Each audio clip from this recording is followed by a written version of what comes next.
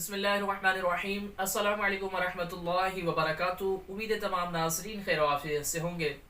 آج کی اس ویڈیو میں ہم آپ کو رزق میں برکت اور وسعت کے لیے نہایتی ایک آسان سا عمل بتانے جا رہے ہیں کہ اگر آپ یہ عمل کر لیں گے، اس کی تسبیح پڑھ لیں گے، تو انشاءاللہ عز و جل آپ کے رزق میں برکت میں جو بھی رکاوٹیں ہوں گی وہ سب کی سب ختم ہو جائے گی۔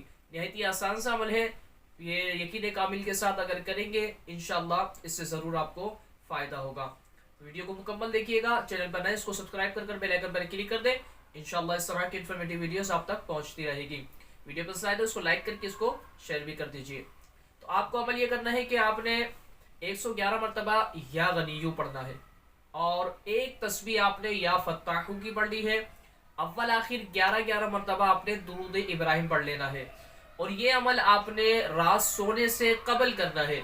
یہ پڑھ کر آپ سو جائیں، انشاءاللہ عز و جل چند دن یہ عمل کرنے کی برکت سے آپ کے رزق میں جس قسم کی بھی رکاوٹ ہوگی، جو بھی پریشانی ہوگی، انشاءاللہ عز و جل وہ سب رکاوٹیں دور ہو جائیں گی۔ اللہ تبارک و تعالیٰ آپ کو غیب سے رزق عطا فرمائے گا اور انشاءاللہ آپ کے رزق کے اندر وسعتیں ہوں گی۔ اللہ تبارک و تعالیٰ ہم سب پر اپنا فضل و کرم رکھے۔ السلام علیکم ورحمۃ اللہ وبرکاتہ۔